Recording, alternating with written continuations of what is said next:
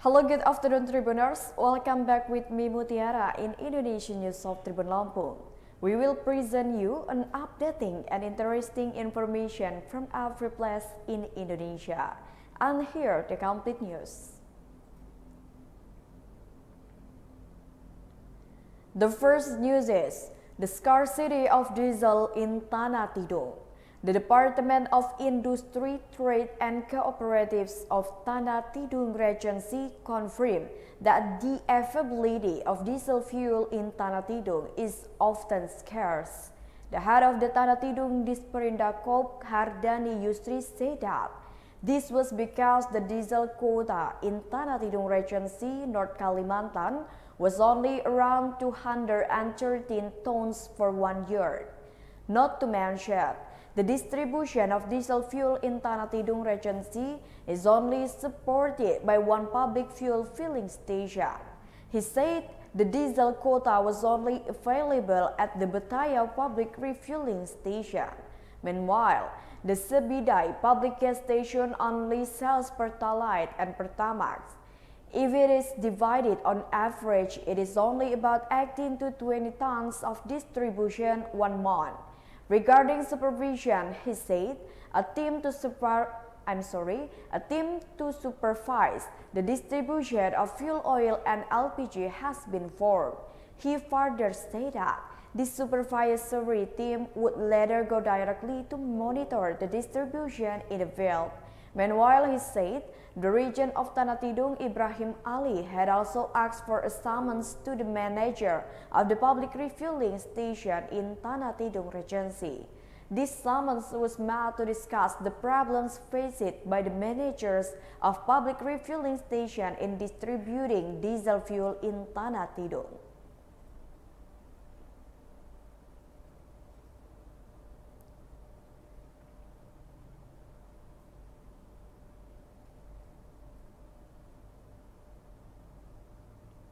The next news is Tribun commit theft of charity box in Mosque. The Nurul Ihsan Mosque, which is located on Naga Huta Road, Setia Negara Village, Siantar Sitalasari District, was targeted by thieves on Thursday, September 15, 2022 in the morning. The mosque, in fact, boxes were burglarized by the perpetrators, estimated to be 2 people. Based on CCTV obtained from BKM Nurul Ihsan, it appears that the perpetrators are 2 men, the appearance of which both wearing pongo pants, one was wearing a hoodie and another was wearing a t-shirt and hat. In the video that is now circulating on social media, the perpetrators pry open the back door of the mosque. After they got there, they opened the impact box and rushed to put the rupiah in their trouser pocket. Deputy Chairperson of the BKM Nurul Ihsan Sutrisno, who was met by reporters on Tuesday, September 15, 2022 afternoon, confirmed the incident. From the time shown by CCTV, the incident was recorded at 7 minutes to 3 a.m. The theft was discovered just before Fajr prayer. The 73-year-old man also checked every side of the mosque as usual after turning on the lighting and air conditioning. Not only one, other charity boxes were also damaged and all contents in the form of paper money were stolen by the perpetrators, whose identity and whereabouts are unknown until now.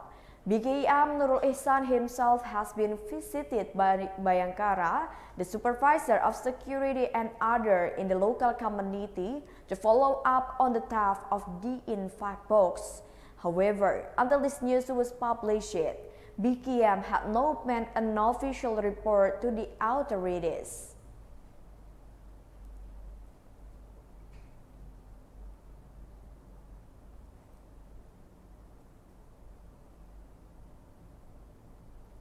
The next news is mysterious weapon at the scene of Brigadier Jim murder. The mystery of the owner of the mysterious gun at the location of the murder of Brigadier J or Nofriansah Yosua Huta Barat is still mysterious. Lawyer Kamarudin Simanjuntak has voiced his voice. It is known there is a World War era pistol identified at the scene of the murder of Brigadier G. Previously known, the Glock 17 was taken by Ankara East weapon which was used to shoot Brigadier G, while the HS-9 belonged to Brigadier G, which Ferdi Sambo used to shoot at wall to make it look as if there was a shooting.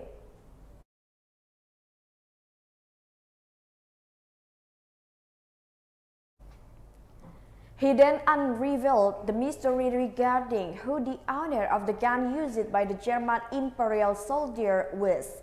This was conveyed by Kamarudin Simanjuntak when he was a resource person on Sapa Indonesia Pagi Kompas TV on Wednesday, 14 September 2022.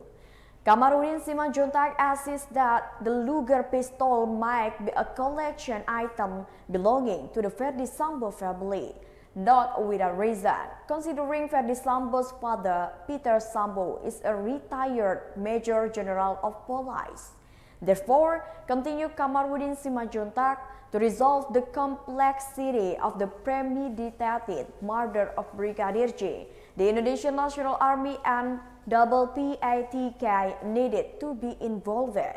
According to Kamarudin, the fate of Indonesian police officers will be different who are not good at doing bad things in their duties.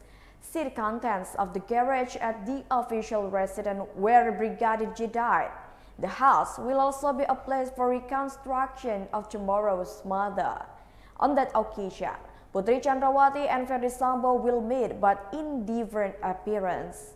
Meanwhile, police observer Bambang Rukminto hopes that investigators from the Indonesian National Police Headquarters conduct a careful examination of a number of suspects in the obstruction of justice case in the death of Brigadier Joshua Huta Barat.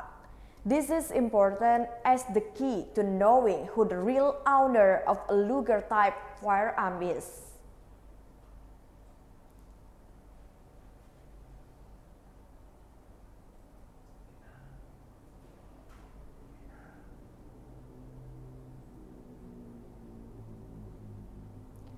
The next news is, a child in Madiun is suspected of being a hacker, the mother clarifies.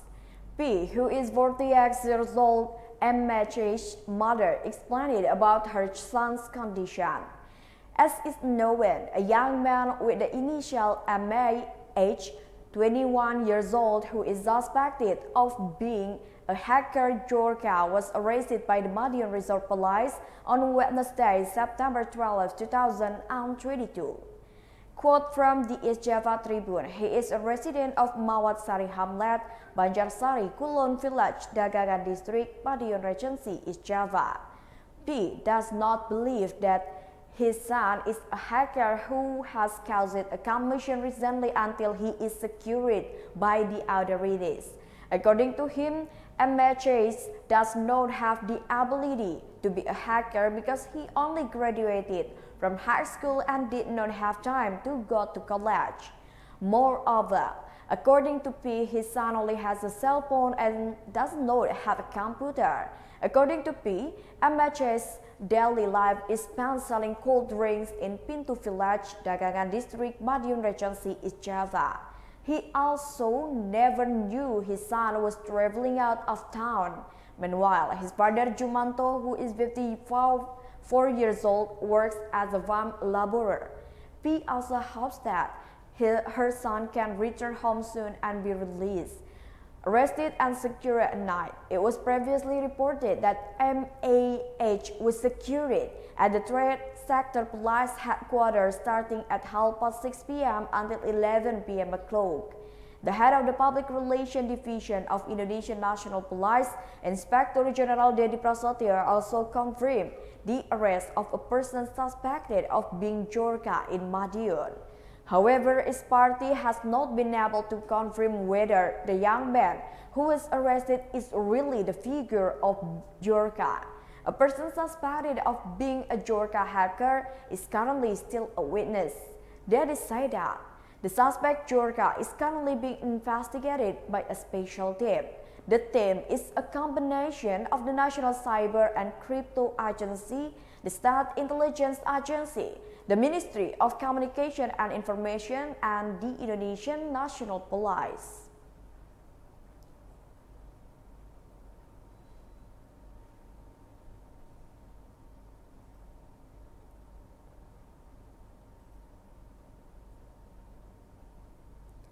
The next news is, dozens of residents become victims of gas leaks in Karawang.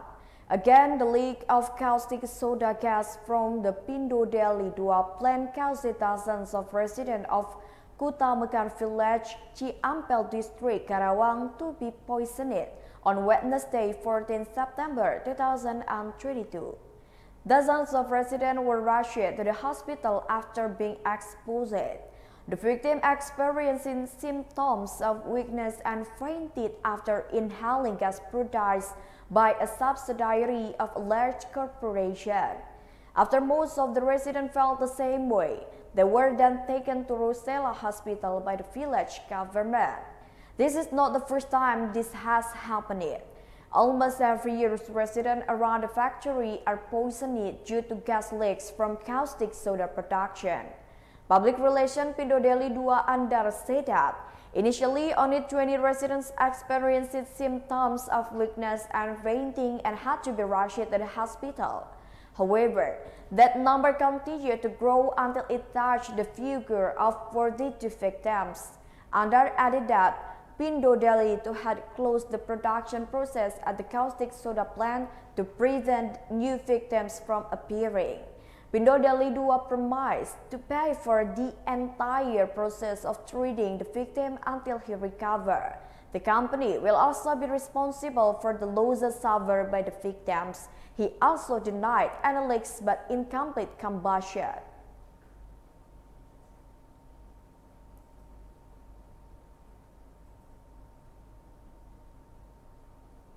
The next news comes from Jakarta. A young man has the heart to abuse an online taxi driver because he can't pay the bill. WR, the 17-year-old boy who stabbed an online taxi driver on route Lampung Semperraya, Koja, North Jakarta, turned out to be a vomit tofu seller. WR previously sold around tofu around the Pondok Cabe to Cinere area. Recently, WR, who is an orphan, quit his previous job because he felt uncomfortable and his income was uncertain. Finally, without holding any money, he was desperate to order an online taxi service driven by the victim Nurholik to go to North Jakarta in search of a new job. This was revealed by the result of police interrogation of the perpetrators. He ordered an online taxi service to go to Tanjung Priok station, and the order was received by Nurholik. The journey from Cinere to Tanjung Priok initially went normally. However, when they almost reached the station, the perpetrator asked the victim to change his destination to route Lampung Semperraya. Entering route Lampung Semperraya, he finally asked the victim to stop the vehicle. From the passenger seat just behind the driver's seat, he secretly began to take out the sickle that had been stored in his bag. A moment later, when the driver was charging the fare, suddenly the sickle had been swung several times until it hit several parts of his body. WR was desperate to slash their colleague because he did not have the money to pay for the hundreds of thousands of travel expenses. Agung ensured that WR had no intention of forcibly seizing the victim's valuables. What the perpetrator did was purely the intention of not wanting to pay the cost of the online taxi service. As a result of this incident, the victim suffered serious injuries and was immediately rushed to the Mulyasari Hospital not far from the scene. The victim is still undergoing intensive care due to stab wounds to the head, arms, and back. Meanwhile, the WR perpetrator who had fled was finally arrested and immediately brought to the Koja Sector Police headquarters. WR was arrested along with evidence of a sickle that he used to slash Nur Khalid.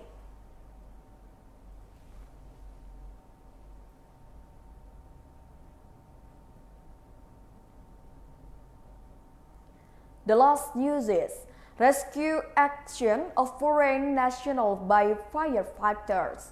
A foreign citizen wants to end his life after being involved in an argument with his wife. The man wanted to jump from the 8th floor of an apartment in the Kembangan area, West Jakarta, on Wednesday, 14 September 2022. The firefighters were also attacked with a kitchen knife by the man who was frustrated by blocking his reckless action. The commander of the rescue team Group B of the West Jakarta Fire and Rescue Subdep Sector 6 of Kembangan, Baden Badruzaman, said that he initially headed to 8th floor where the victim's unit was located. However, the victim's unit door was locked. Worried about being chased with a kitchen knife, Badru and his partner Dadang chose to go up to the 15th floor. They then entered through a room unit belonging to another occupant. After that, officers descended using a rope to the 8th floor from above. Badru immediately caught the drunken man as soon as the knife was placed inside. Badru then called the police and apartment security guards who were already standing guard at the door of the victim's room.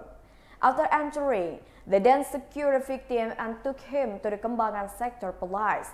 The rescue mission ended around 9:45 p.m.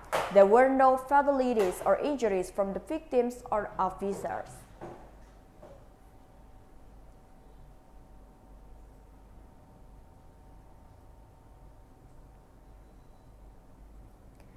Well, I think that's all the news for today with me, Mutiara. Don't forget to follow us in YouTube Tribun Lampung News Video, Tribun Lampung Facebook, Tribun Lampung Instagram account, and Tribun Lampung TikTok account for further information. Thank you for watching and have a nice day.